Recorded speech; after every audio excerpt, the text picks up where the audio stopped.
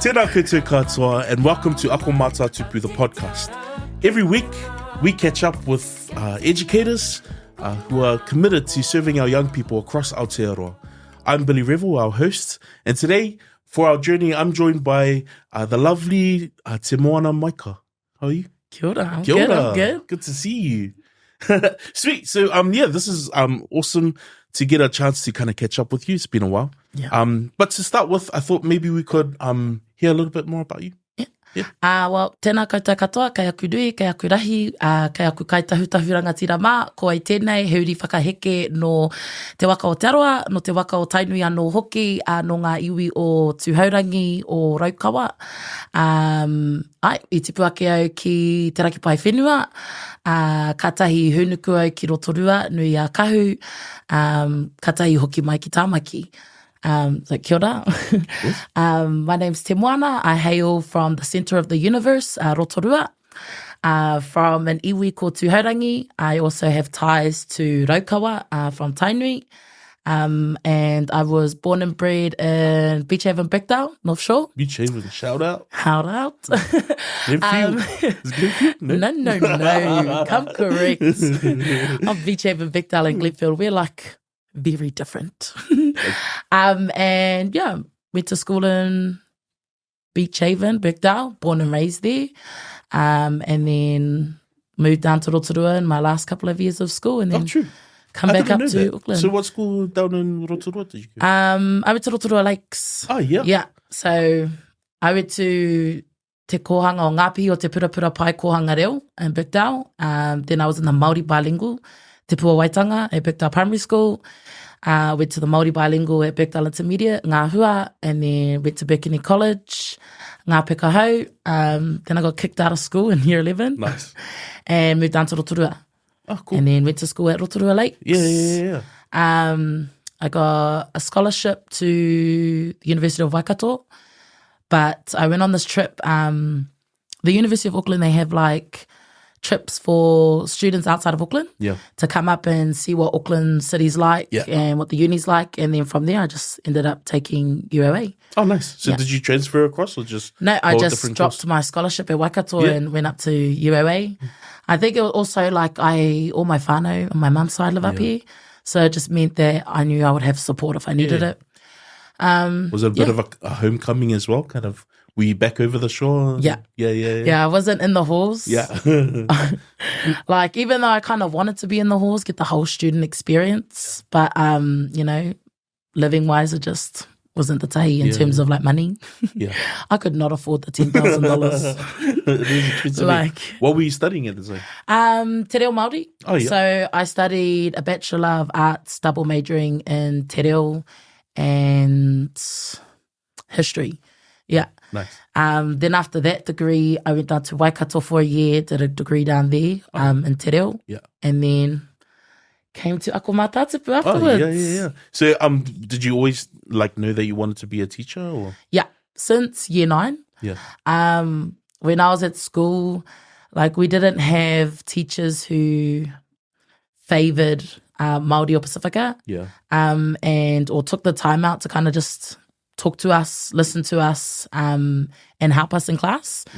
And so I remember telling my then food technology teacher, when I become an adult and I get my degrees and everything, that I would become a teacher. Yeah. And I'd be a better teacher than her. So it was you kind of had that idea quite early on. From your own experience of what school was. Well, because during from kohanga all the way to high school, I was pretty privileged in terms of my educators. Yeah. I had a whole bunch of people behind me and making sure that they were supporting me, and not just me, but the people in my cohort. Yeah. So going into high school and then not having that kind of made me realize that there needs to be more of us Māori and present in high school. And every year that I was at high school, I had a different Māori teacher. And for different reasons, some of them had commitments to whānau, so they had to move out of Auckland. Some of them had better opportunities at other schools, so they left. And I understand that now, but when I was in school, I was pretty much teaching my classes. Yeah. helping all of our mates pass all of our assessments in class. Yeah. And so it kind of started in year 9 when I had bad teachers. Yeah. And then as years went by, when we had no Māori teachers, I was like, this is where I want to be. Yeah. Like at my school, teaching te reo. It must have been frustrating for your old teachers as well to kind of like want you to be succeeding in this new space and then not being supported there? Or? Yeah. And like now as a teacher, as a peer too, because half of those teachers are still there at my school. It's quite awkward. Yeah. Well, so just for context, so you came onto the program. Yeah. And then you served your time on the program at Ako Mata Tupu out at Massey. Yeah. And only recently you've returned. Yeah, after COVID, so 2021, I think it was. Yeah. My sisters and I, we went to go to the Black Lives Matter march in town, and I bumped into a few of my old teachers who I really liked, who I had a lot of respect for, and they were the ones who were like, "Oh, hey, BC's looking for a te reo teacher. I would love for you to come." And at that time, I was at the end of the 2 years at Massey, so it was like either stay on at Massey or leave now. And like, if you're raised in Beachhaven, like it's a great place. Yeah. Like the community is amazing. Yeah. Everyone knows everyone. Everyone has your back. And so to know that BC didn't have a Māori teacher or have someone there for our Māori and Pacifica kids, I was like, okay, you heard the done deal. Yeah, I'm coming home. Like, as much as I loved my time at Massey and the kids there, that they were probably the ones that made it difficult in terms of my decision. Because when you're a student, say, like, you just connect with them so well that you look at them like your own kids. And so it was like, for me, I was leaving my own kids. Yeah. But I knew that my community needed me or wanted me back home. I wanted to be home. Like, BC was the reason why I wanted to be a teacher anyways. And so, yeah, it was inevitable. I went back, still keep in contact with all my Massey kids. Yeah. Shout out to Massey High. I went to my year 13's graduation the other day. Just loved seeing them all pass the threshold. Yeah. So, yeah, but yes. Did you see like massive differences between like your experience at Massey and your experience over the shore at Birkenhead, or is it quite similar in terms of the schools? They're quite different cultures? Very different. Yeah.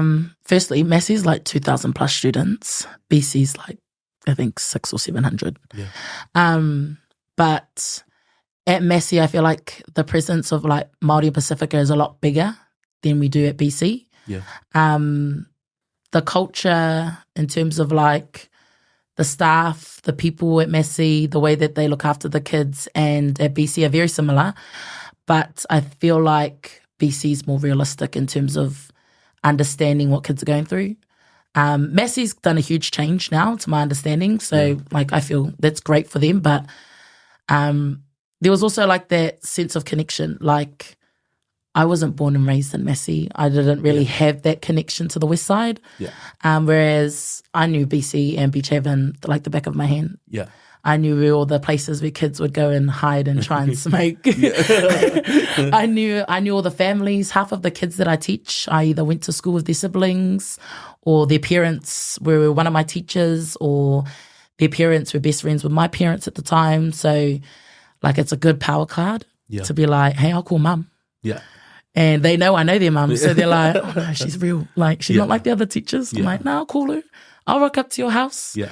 But yeah, it was kind of like a sense of belonging was the biggest difference. Like, I belonged at BC. Yeah. I had, like, on my pohiri day, I had all the schools come, the primary, the kohanga, the intermediate, just to welcome me back. Yeah. And it was the first time we'd all come together and since I was at school, which was what, 2013? Yeah. 2011 would have been when I was at BC. So it was a sense of like, I was at BC, our good friends were at the intermediate, my sisters at the primary. Yeah.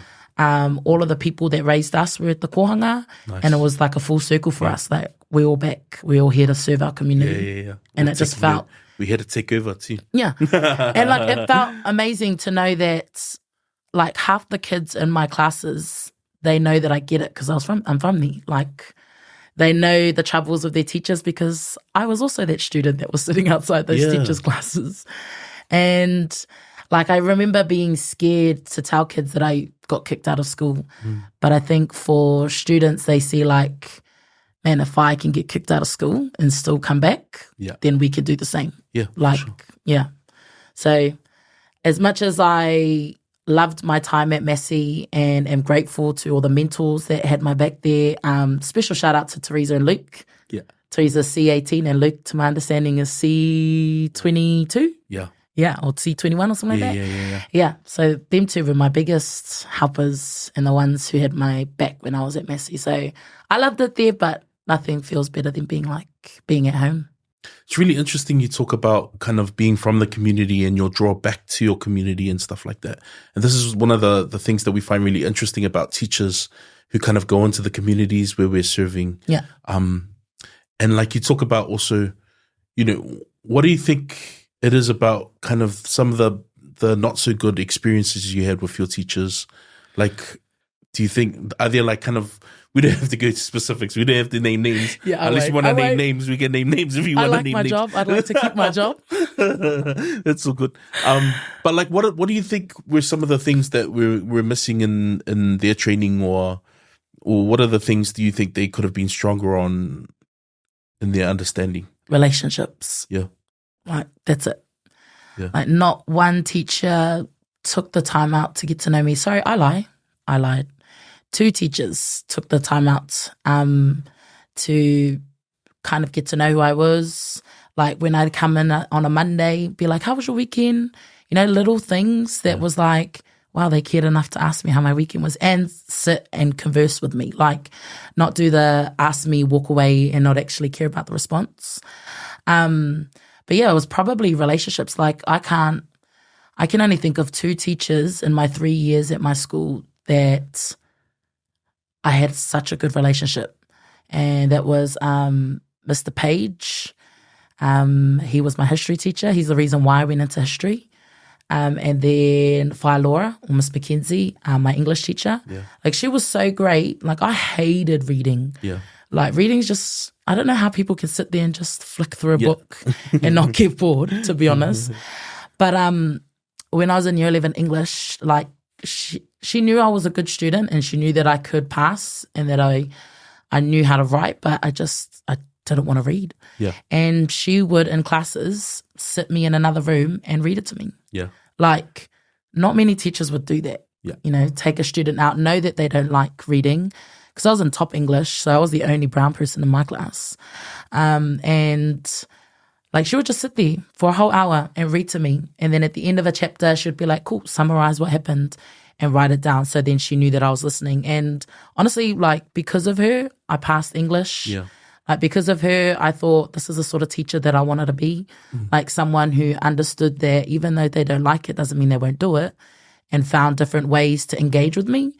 Like, I can't think of any other teacher that would do that when I was at school. But yeah, relationships probably the biggest thing, and just understanding culture. Yeah.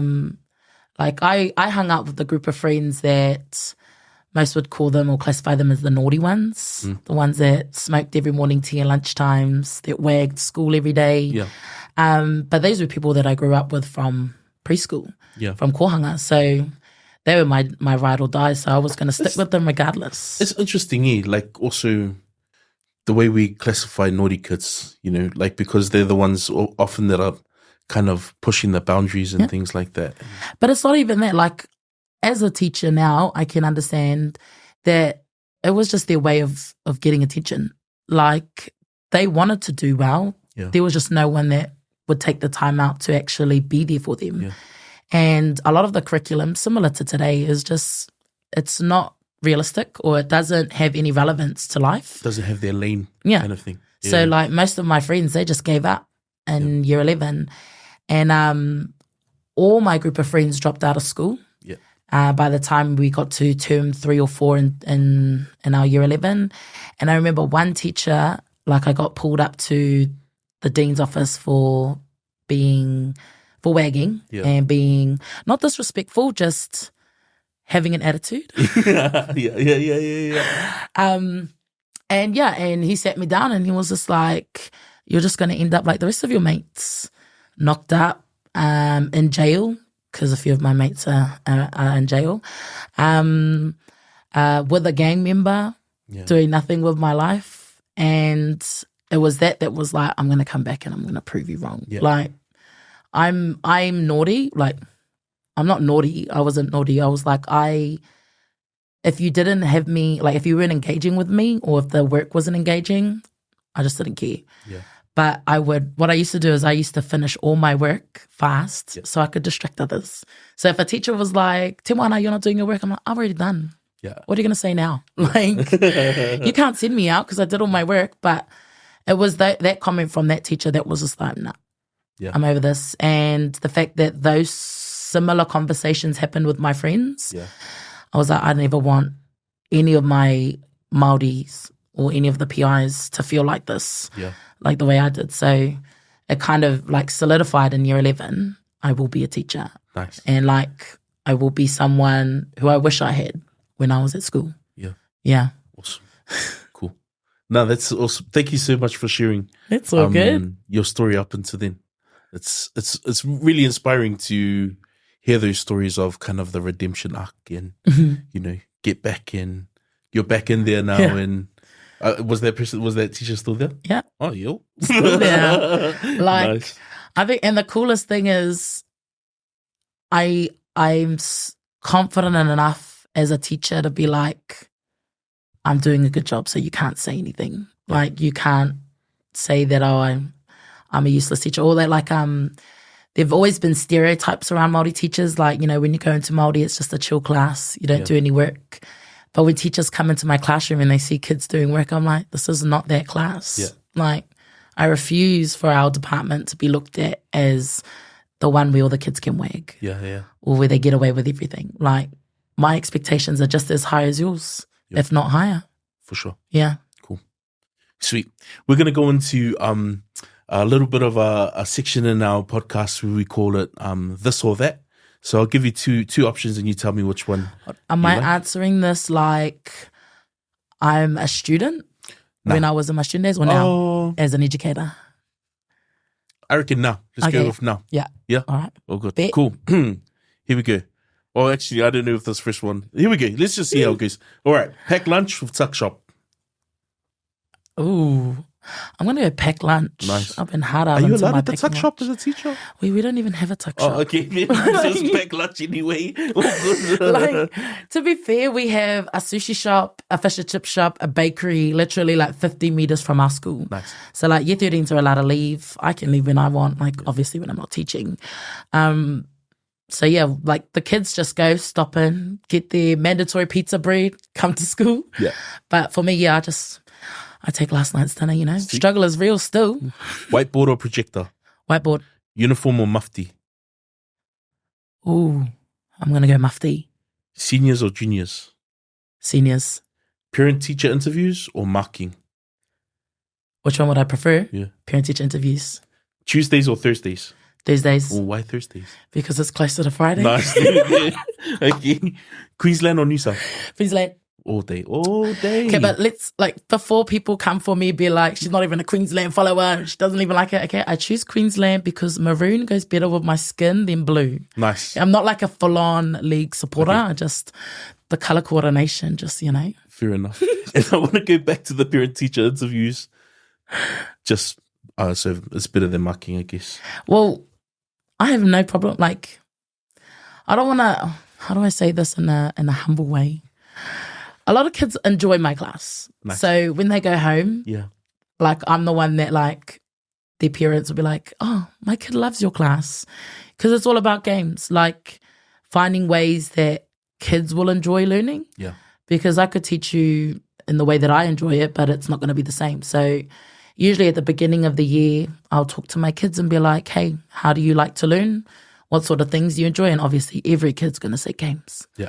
So we just find ways to make what we're learning and put that into a game. So then they're still doing the same thing. They're still learning, just in a more engaging way. Yeah.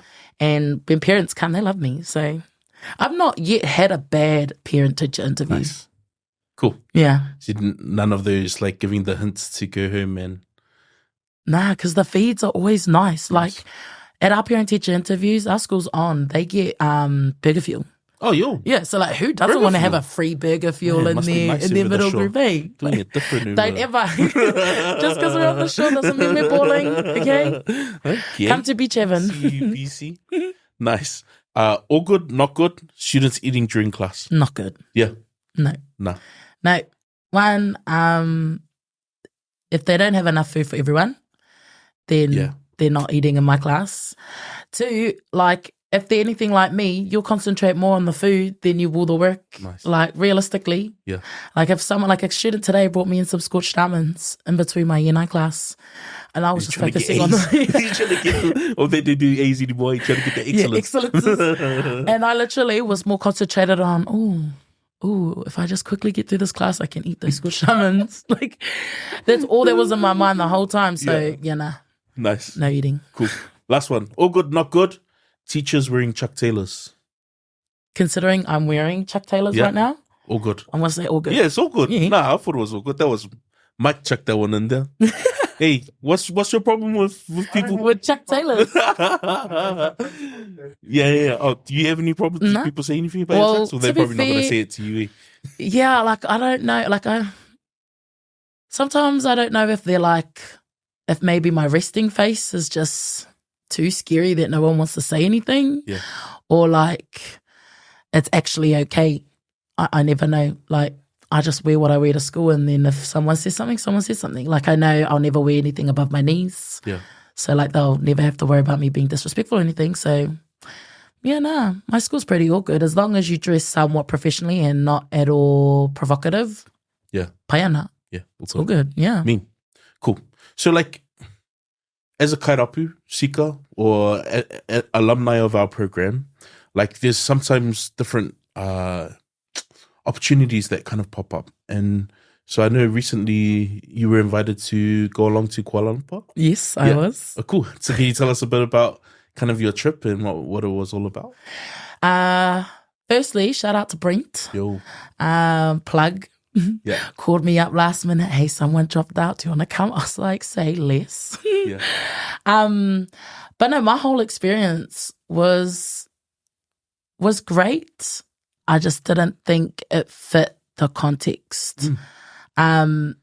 It was cool as to meet so many new people from around the world, and I still keep in contact with them. Like, I still Instagram people on WhatsApp.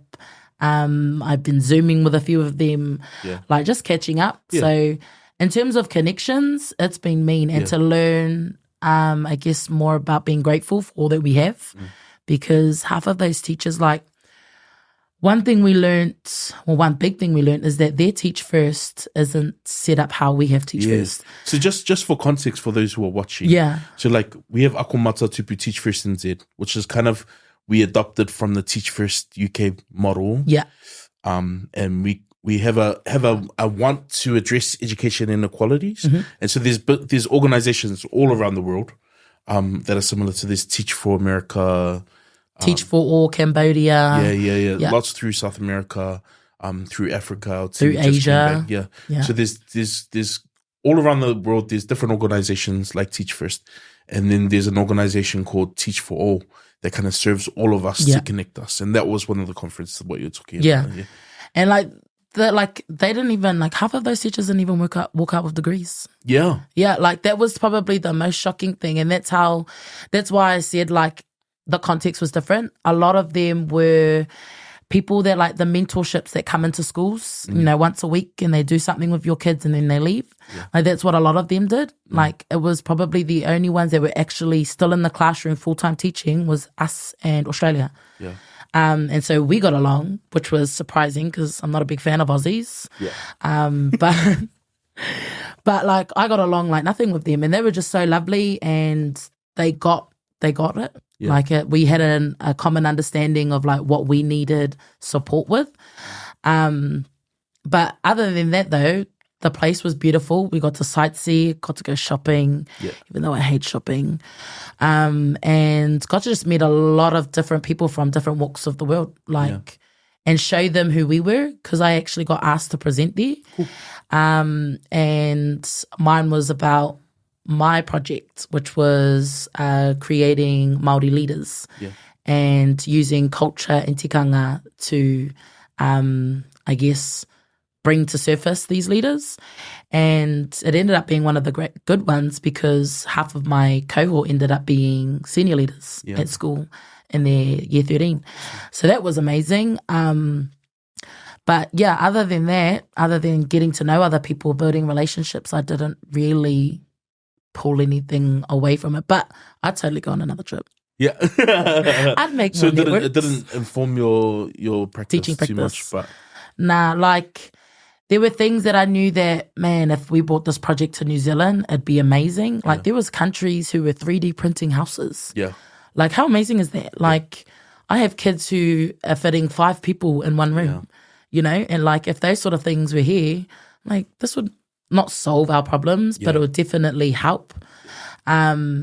And there were countries that were like going out into the ocean every day and using the water as their learning space. And like we don't really get to do that every day, you know, because we're in set periods. Whereas some of the schools, they had like you'd be in maths all day one day and in this subject all day one day. So they had those opportunities to be like, okay, you can come to the ocean with us today because you don't have any other classes. Yeah. So like those sort of things, I'm like, man, that would be great because I feel like kids would be able to learn more, but I know it's not realistic in my teaching practice and where I am at the moment. Yeah. But it was so cool. Yeah. And like I was so grateful to Brent because even though I'm like an extrovert, I'm actually like really awkward when it comes to new people. Or like I just dislike, I'm not a big fan of like big crowds. So having Brent there, who was also an extrovert, who everyone remembered from the last trip apparently, did an amazing haka. And then like they were like, are you going to do a haka? And I was like, how do I even compete? Like, you remember Brent from 2 years ago. Yeah. Like, yeah, for sure. How am I supposed to be great? No, you're great. But yeah, he was amazing and he helped me the whole time. Yeah. And made sure that like he was just always checking in on me. So if I didn't have Brent, I'd probably would have been in my room like... Would have been a different experience. Yeah, for sure. Hiding away, not wanting to socialise, being too scared, but... Nah, I get that. Like, it's always important to have someone kind of go alongside you and journey. You know, you don't want to go end up by yourself and stuff like that. And, like, even just his experience of, like, catching all the planes. Like, we got to sit in bougie seats. Yeah. Like, I'm an economy gal. Yeah. I sat in premium economy. So. Nice. Yeah. Cool. Well, that sounds like it was a good trip then. It was great. Like, it was a great trip. And I think I'm supposed to be setting up something with Australia sometime soon. I think there's a few things happening soon. Like, there's an Indigenous wananga and stuff like that. Yeah. Well, we have a wananga this weekend. Oh, yeah. The Māori kaiako with Charles and them. Awesome. Cool. So I forced Jordan to come with me. Yeah. If you see this, Jordan... Yeah, I'll pick you up at 8. We won't be up by then, but that's all good. I hope Jordan's watching this and be like, oh, yeah, I made it to that thing. Well, actually, I have PLD at his school on Monday. Cool. And I bumped into him and I was like, oh, are you coming? And he was just like, oh, and I was like, cool, I'll pick you up. Nice. Cool. Yeah. All right. So I want to go into a little bit of nostalgia. Thinking back to when you were in school and stuff like that. Like, what was your lunchtime game? Like, for me... It was always handball. Handball was like as long as someone had a tennis ball. Yeah, even at at high school. But I hear like, is there darts or something at your? Oh, is there one of them? The darts are for adults. Oh, so as a teacher, we get to play darts. Oh, yeah. I'm not a big fan of. You don't give the kids like sharp objects to throw. No. They'll throw it at each other. Like they don't care. Yeah. Like but no, darts are for the teachers. I always get conned into doing it. Like I don't see the fun in it. Like you're throwing something at this little... But you must be good at it because even you... Oh yeah, I won the first round. You're really good. Lost the second round. And like I said to the teacher I was playing, I was just like, you're from the UK, don't you just play this like all the time? Yeah. He's like, yeah. And I was like, how was this fair? So there's a BC thing. Yeah. So Brittany College. Yeah. All the teachers get... And like it's crack up because all of the teachers get into it. Yeah. Like I'm probably the only one that just like... If I lose, I lose. It's more of a hindrance for me to walk up to the staff room to play this game than it is anything. But like every other teacher enjoys it. And I guess it's like a way for them to build relationships with each other, camaraderie. But Yeah, I'm just not fascinated by it. Like throwing these little things. Like I could go to a bar and I still wouldn't play darts. Maybe you put like a different game in there. What would you put in there? Well, no, it was funny because we had our Christmas leaving party last year. Yeah. And they were like, we're playing games, drinking games. Oh, yeah. So I was locked and loaded. I was like, this is my game. Drinking Circle of games. death. Yeah. Nice. Got there and they were not the sort of games that I thought they were going to be.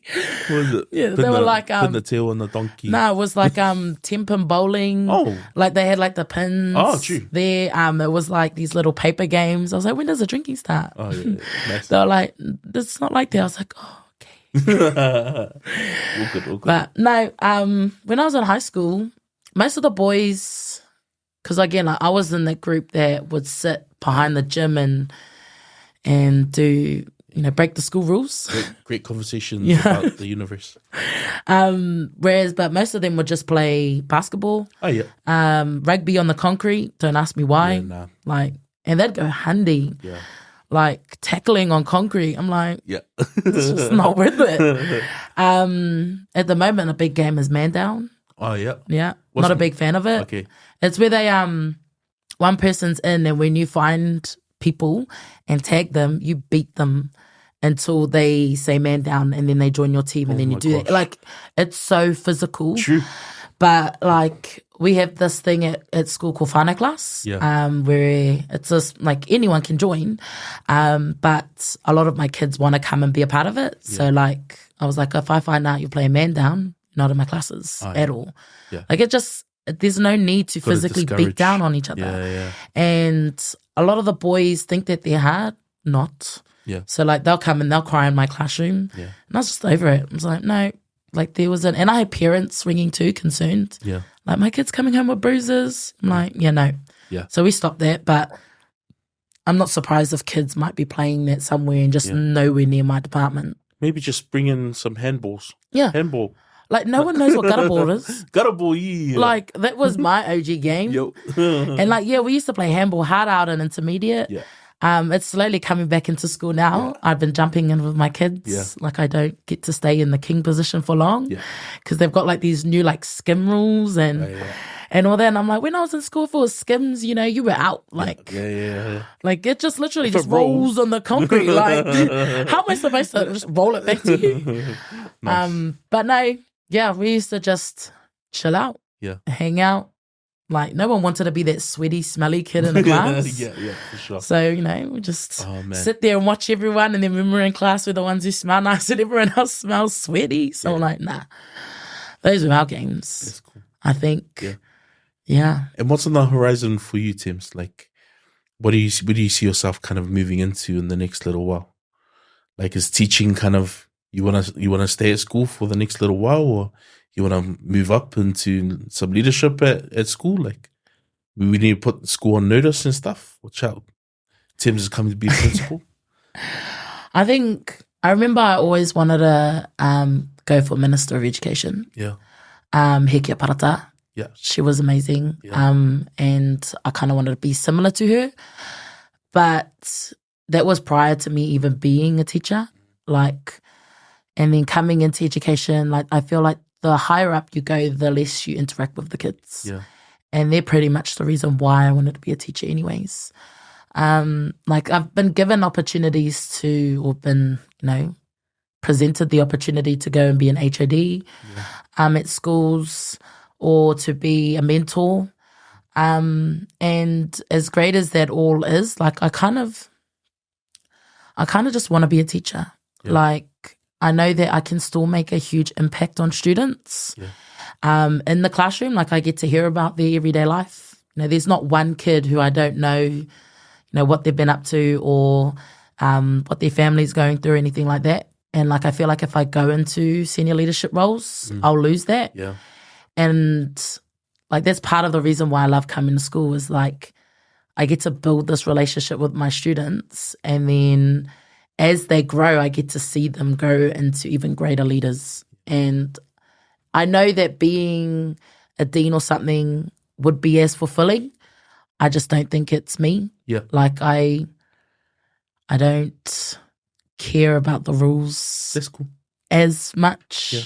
Like, as long as the kids are good kids and good people to other people, and they're doing their best to make sure that they can have as many opportunities for themselves and their whānau, that's all I care about, really.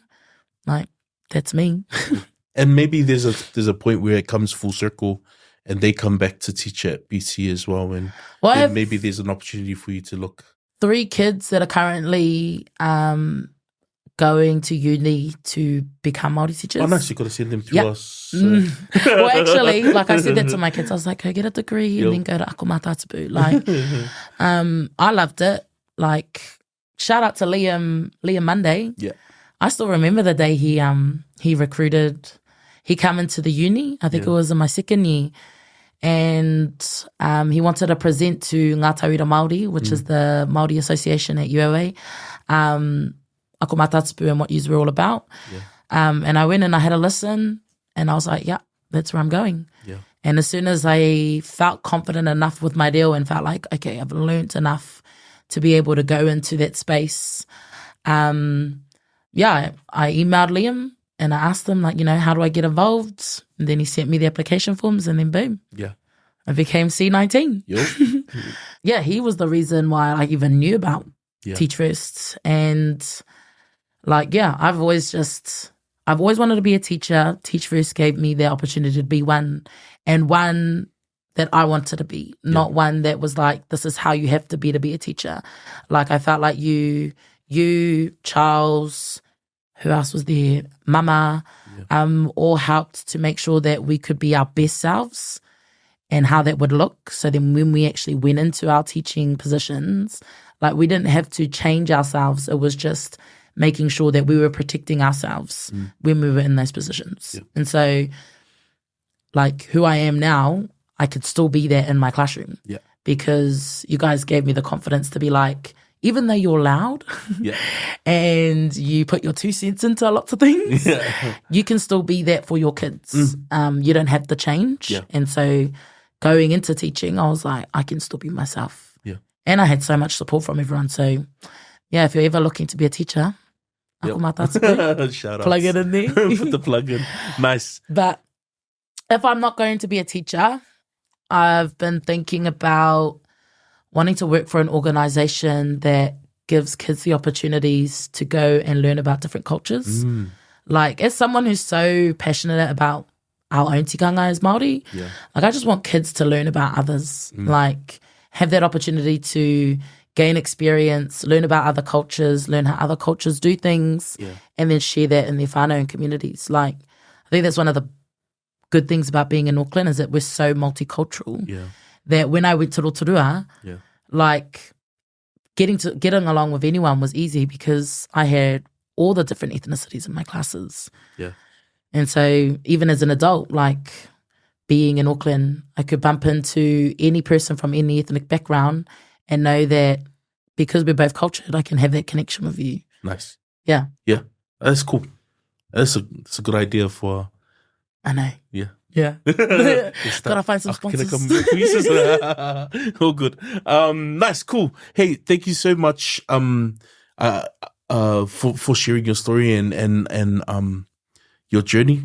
And I love, like I said before, that full circle thing. And I think the more circles we make, the more work we're gonna get done and change the world and things like that. And I know that what you're doing in your school at the moment in terms of also bringing that focus to relationships, I'm sure that you've influenced that teacher who said those things to you in some way or another. He's so nice to me now. Oh, there we go. See, maybe he's also nice to the teams that are in his classrooms and things like that as well. So, if there was one thing just to leave it on at the moment that you could, like, one message that you could give to our young people in Aotearoa, whether it's Māori Pacifica or any of our young people, like, what would you want to kind of say to them?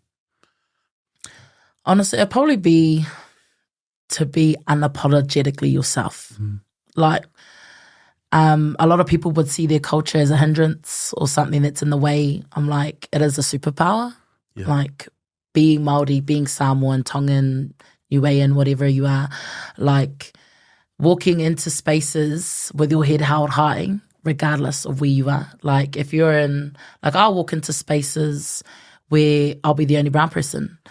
And because I walk in there with my head held high, strong, confident, like nobody can question me in my Māoritanga. Like the only thing that makes me Māori or has to make me Māori is whakapapa and blood. But like walking into those spaces and seeing people not scared, but like respect the fact that even though I am the only brown person in that room, I will be myself and I will represent my culture unapologetically. Yeah. And so like I just hope that other students and other kids and other people, whatever culture you are, represent it 100, like unapologetically. Yeah. Yeah. Nice. Cool. Thank you so much. Thanks for having me. Awesome. Cool. And this is where we put our jingle in. Little.